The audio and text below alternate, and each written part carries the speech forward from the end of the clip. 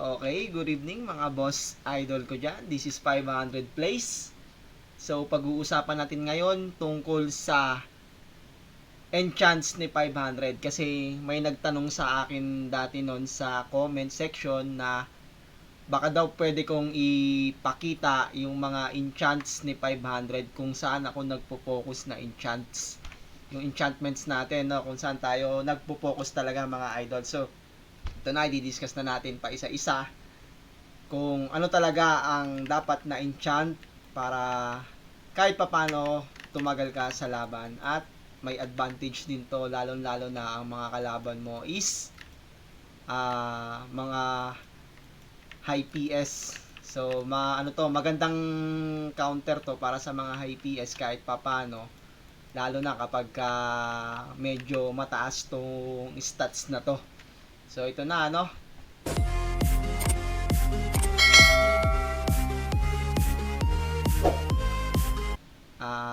bago ang lahat, gawin muna natin yung yung inherit natin kay 500 play. So inherit tayo dito. So wala tayong kulang kulang yung pala natin. Meron naman siguro ayun. Okay. Sa atin ang ilong ko ay tenga ko pala, nalipat na yung ilong kakamirpor. Ay. So ito mga idol gawin lang muna natin saglit to at i-discuss natin mamaya ang ating enchants. Okay, so anong kulang ata tayo, meron naman tayong okay, sana yun. So ito yung i-enchant natin kasi pinapataas natin ngayon yung crit eva natin tsaka skill damage reduction as well as yung mga defense natin and physical attack.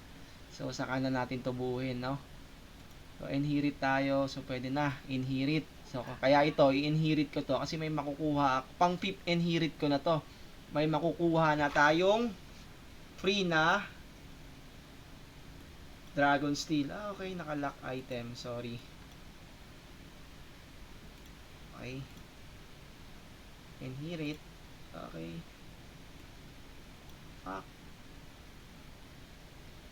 Okay, ayos. Na-inherit natin mga idol.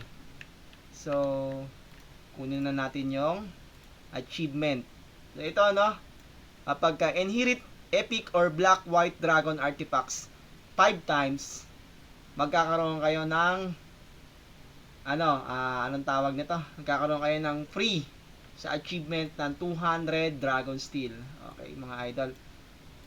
So ito rin ang dami ko ito rin magkakaroon din kayo dito ng ng free na Dragon Artifact dito. So 8 na lang. So ang dami ko ng enchantments na ginawa sa pala epic na epic. So grabing malas bago ko napa plus 4 yung mga itong mga artifacts ko So ang di ba? Ang mga idol, ang hirap magpa plus nito. Lalo na to, plus 4 na to bumaba.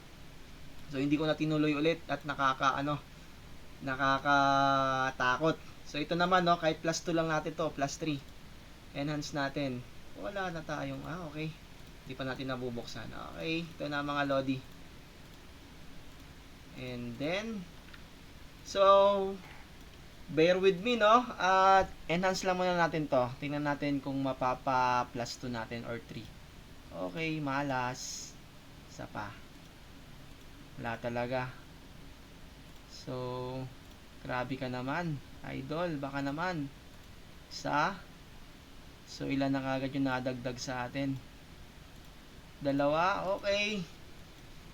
So lagyan na natin ito para mag plus 3. Yon. Okay, tama na muna tayo sa plus 3 at medyo nakakatakot na. So ang laking dagdag ng natin doon, PS natin doon idol So nakita nyo yun, 'di ba? Gaano kalaki yung nadagdag sa crit EVA natin. So plus 3 yung crit EVA natin mga idol is so from 82, so 144 minus 82. So 62 kaagad ang nadagdag sa ano natin, sa crit EVA natin. So makikita natin dito 'yan. Yung bar ano nila, yung difference nila. So kaya I encourage you guys na mag-inherit kayo una. So ayan no. Ito yung difference nilang dalawa. Ayan no. 62. So 62 ang nakuha natin doon sa na plus 3 natin siya. Ito naman at 100 sa spell defense kaagad. Skill reduction plus 7% kaagad ang nadagdag no. Physical 30. So ito hindi naman din kailangan to spell attack. Okay, di ba? Ang laki. So yan na idol no, pag-uusapan na natin yung enchantment. So yung enchantment naman ni 500 place is ano, nagpo-focus tayo sa Debres mga idol. Debres talaga ang pino-focus natin. Pino-focus na enchantment. So ayan no, halos lahat yan Debres, to Debres.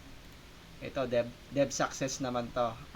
Okay lang yan kasi maganda yung yung bigay niya. At the same time, mabilis mag-trigger yung natin. Kung low Debres yung kalaban natin, mabilis mag-trigger yung bash. Okay? So ito Debres again. Ito knockdown. So knockdown para yan sa natin.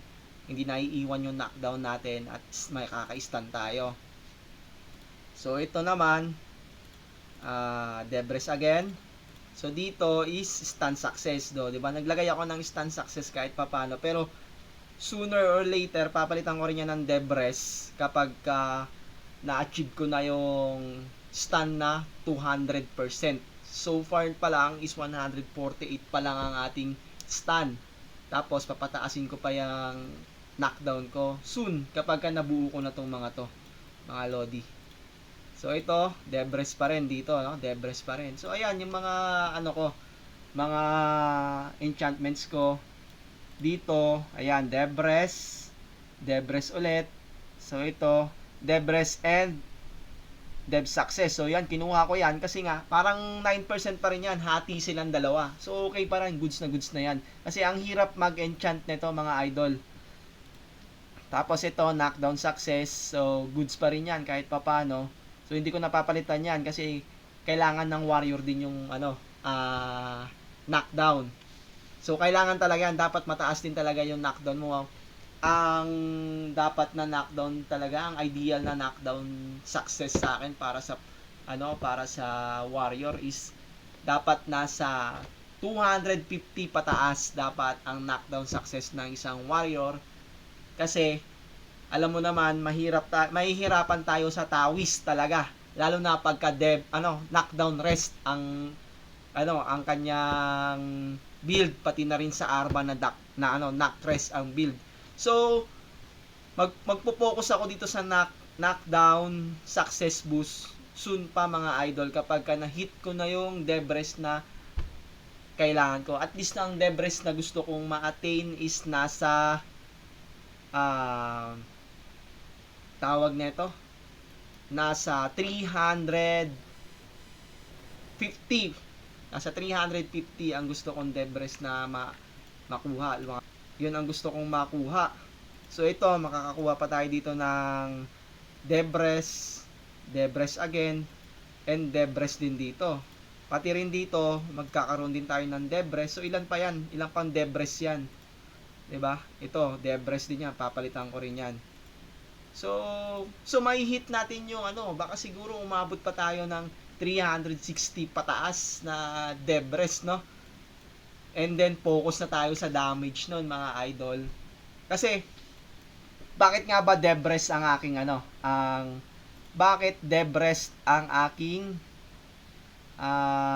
pino-focus? So far ang aking Debres is, so papakita ko na mga idol, no, kung ilan, no. So ayan ang aking Okay. So, ayan mga idol, no? Papakita ko na kung ilan yung aking Debres. So, ang aking Debres is ito. 315% ang aking Debres, mga idol. So, ayan na nga. Yung Debres na yan is medyo mababa pa yan para sa ano natin. Medyo mababa pa yan mga idol, yung Debres natin na yan.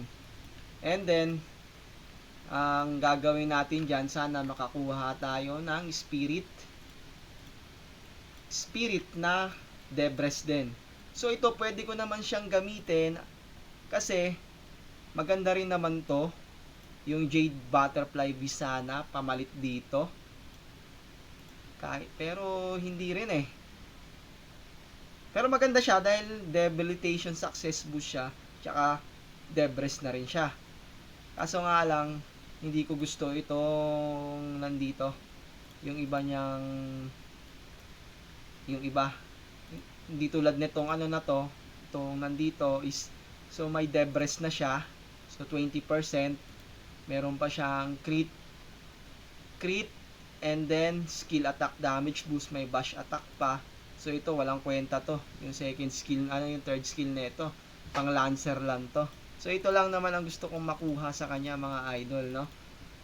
So minsan nagpinagpapalit-palit ko yan. Ito, tapos pag gusto kong mataas yung aking crit Eva, tapos Eva rin, ito, yan. Papalit ko tong itong Comet, pinapalit ko rito. And then itong Nair naman, pinapalit ko kapag kailangan ko ng crit Eva rin, na tapos medyo kunat ng konti, skill reduction, and then physical and defense, and then additional Eva na rin yan, at physical attack. So ito, pag need ko lang din ng AQ yan, pag may kalaban akong Eva build, no, ito yung pinapalit ko rin yan. So napansin nyo, ang aking mga treasures is Debres, may mga Debres talaga. So ito, wala akong Debres dito mga idol na nilagay. So gusto ko sana siyang lagyan dyan para dagdagan, kasi kaso nga lang na plus 2 ko to. So sayang, 'di ba? Damage din 'yan. And then sa Debres naman mga idol, so ang Debres kasi, kaya ako ginawa ang Debres talaga is para dito mga lodi. Kasi ang kalaban natin lagi, lalo na ang Arba, sinasabi ko nga dati, 'di ba? Ang bash attack is mas malakas ang damage compare sa crit boost. 'Di ba? Yun yung sinasabi ko dati, mas malakas ang bash attack compare sa crit boost. Kahit hindi mag-crit yan, lalo na pag nagpatong yung crit tapos nag-bash pa, mas lalong masakit yung damage nun mga idol. Kaya ito kay 500, pinapataas ko rin yung crit ko, medyo may kataasan na ng konti, 'di ba? 2.8 na yung crit ko. And then crit Eva natin is 2.7. Ngayon, kapag inano ko yan, ang crit ko, pag nagpalit ako ng aking, anong tawag nito? So, nagpalit ako nito, medyo may kataasan ang dagdag sa ating, sa ating crit. So, pag dinagdagan ko yan, yan na yung magiging crit natin. Ilan na yung crit natin? So, ayan 2.8, almost 2.9 na yung crit natin. So, kapag ka nag-bash tayo at pumasok yung crit, kahit papano, masakit yung damage natin, mga idol. Hindi maiiwan yung damage natin. Unless na lang talaga kapag ka sobrang kunat ng kalaban natin at sobrang gap tayo, mga idol. Kung sasabihin ko kung mga, ang ang kalaban natin is mga kasing kasing PS lang natin, or konti lang naman yung difference ng so tatagos yung damage natin. Unless na lang kapag katawis yung kalaban natin, napakahirap ng kalaban ng tawis, inaamin ko yan, ang hirap kalabanin ng tawis mga idol. So ayan lang naman, kaya ako siya ginawang Debres Lodi, kasi para masalo natin yon. Kapag mababa yung dev success ng kalaban, hindi ilaw yung yung skills niya. At the same time, hindi matitrigger yung mga yung mga debuff ng skills niya. Ayan, yung mga debuff na to, itong debuff na to, yung daze, yung confuse, mawawala, ano yan, pag hindi siya umiilaw, hindi magti-trigger talaga yan. At the same time, hindi ilaw talaga yung mababawasan yung damage ng kalaban nyo kasi nga hindi na fully maximize yung damage niya. Ngayon, kung magki-crit siya, kaya pinapataas ko tong crit damage reduction ko, isa rin to, pinapataas ko rin kasi ang mangyayari doon kapag meron kang meron kang tawag neto, mataas yung crit damage reduction mo, kaya mo nang i-sustain yung damage ng kalaban, yung crit damage ng kalaban mo, as long as hindi siya nagbabash mga idol. So mapapansin nyo minsan, magugulat kayo, uy, sneaking ako pero hindi gaano kasakit yung damage. Kasi nga, unang-una sa lahat, meron kang crit damage reduction na meron kang pansalag na crit damage reduction. And then kapag itong Debres na to mga idol, iwas bulag to. Lalo na kapag mababa ang dev success ng kalaban. Bihira kayong mabulag. So may bihirang mablind yung character nyo. So yun lang mga idol ang ang discussion ko diyan sa sa yung topic ko diyan sa Debres. So bibigyan ko pa kayo ng another insight sa susunod tungkol naman sa sa mga progress ni 500 sa trainings, kung anong pino-focus ko sa trainings mga idol. So far marami tayong makukuhanan ng Debres pa. At the same time yung mga crit and crit eva, madami pa tayo dito, may codex pa tayo dito, marami pa. So ito may Debres pa ako, may codex, patataasin pa natin to. So ayan isa na lang dito mga idol. And then sa server 2, 3, 4. So 4 pa. So wala dito. And then itong sa trainings, sa inner force ito. Wala yung 3.5 din something yan. 3.5 ito. Yan yung knockdown, knock ratio, ayan may dagdag rin yan. At the same time, makukuha pa tayo sa mga enchants niyan. So nakita nyo naman yung mga enchants natin, halos karamihan Debres mga idol. Kasi secondary secondary defense ko yan Since ang primary defense ko is Eva, ngayon pag tumama siya sa akin, hindi siya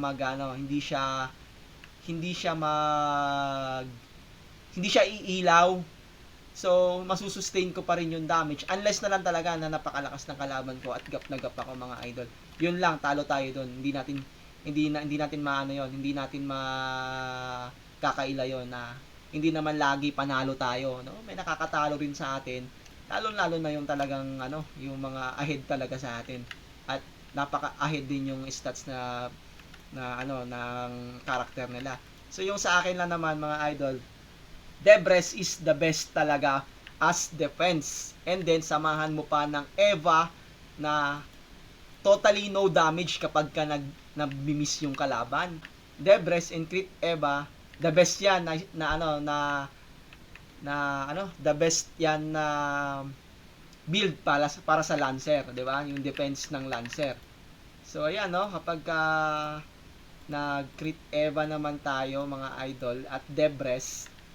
So marami kasing build, Yun lang naman ang nilalaro ko. Sa stone hindi ako masyadong nagpapalit ng stone. Tingnan niyo yung stone ko, Wala akong kung ano-anong stone diyan, yung Acu build, kung ano-ano diyan, crit Eva build, wala ako noon. Yung mga stone ko yan, wala akong gaanong crit Eva diyan. Ayan, 'di ba? So ayan, So kapag nagbigay tayo ng diyan, dagdag tayo ng crit Eva. Saan ba 'yon? So dito lagay natin yung stone natin na may crit Eva. So ayan hindi yan. Ito, yung crit Eva na yan, ilagay natin yan, tapos at the same time yung spirit na Nair. So ayan na pala. So ilan na, 2.8 na yung crit Eva natin. At the same time, yung crit natin is almost 2.8. So, nababalance lang siya mga idol. Tapos, yung Eva natin is at least lang yan sa 4K 4,200 at is lang yan. O, di ba? 4 plus. So hindi ko ibibigay yung exact na EVA ko. So yung Accu ko hindi ko rin bibigay yan. So alam nyo na yan. So para hindi tayo iwas counter sa karakter natin. And then ito naman yung skill reduct and skill attack damage ko, hindi ko na rin masyadong i-reveal yan. So ayan no, yung stun success natin papataasin ko pa yan hanggang 200. And then yung knockdown hanggang 250. So magagawa naman natin yan paunti-unti. Through enchantments ng mga idol makukuha nyo yan. So Debres talaga mga idol ang inaano ko, ang nire-recommend ko sa inyo. Pero kung ayaw nyo naman din, kung gusto nyo naman na damage type kayo, so go for Dev Success para para maximize nyo yung damage ng character ninyo. Para kung kaya nyo naman din mahigitan yung maka 300 plus kayong Dev Success, is malaking bagay yon para mapaboost nyo yung damage ninyo. So unless na lang talaga kung makakalaban nyo ako mga idol, is nire-recommend ko dapat mataas yung Accu nyo talaga. Para tapos sabi ko nga, aanhin mo nga yung mataas na damage, yung ilang crit damage na yan, kung ilang gaano karami kataas yung damage mo dyan, kung hindi ka naman tumatama talaga, so useless mga idol. So kasi ang cons naman ng ng tawag nito, ang cons naman ng boost build is low defense. Yung defense niya mababa, so nagpo-focus siya sa Dev Success. At the same time, kung Dev Success siya, unless na lang kung mataas yung Dev Success niya, tapos yung Debres ko is na out, mas mataas yung Debres niya sa akin, is mabuburst niya tayo. Pero kung hindi naman mataas yung Dev Success niya, hindi niya tayo mabuburst, kayang-kaya natin siya. Kasi nga, kahit papano, sigurado yon kung mataas yung Dev Success niya, mababa yung Debres niya. So, yung 200 na Dev Success natin, papasok yon sa iilaw tayo mga idol. So, mas makakapag-maximize tayo ng damage natin compare sa kanya. Kasi nga, kapag hindi siya umiilaw, bawas yung damage output niya, at the same time nagmi-miss siya So, talagang nakakalamang tayo sa kanila. So yun lang mga idol, maraming salamat sa pakikinig ninyo. Medyo mahaba na. So long time no see, no? Matagal tayong hindi nakapag-upload at medyo busy tayo mga idol. So kasi magbabakasyon ako ngayon at uuwi ako ng probinsya. So see you next week. Next week mga idol. So ngayon medyo AFK na lang ako through remote remote ko na lang yung yung character ko. And then pinapagamit ko lang din sa pinsan ko minsan. So kung makakalaro niyo bahala na kayo kung anong sasabihin niyo, awayin niyo. So maraming salamat sa inyo mga idol. Sana patuloy kayong sumuporta kay 500 plays. Mag-ingat kayo lagi ngayong tag-ulan mga idol. Uminom kayo ng gamot, magpakalakas kayo ng katawan para lagi tayong makapag-mirror araw-araw. So yun lang mga idol. Thank you.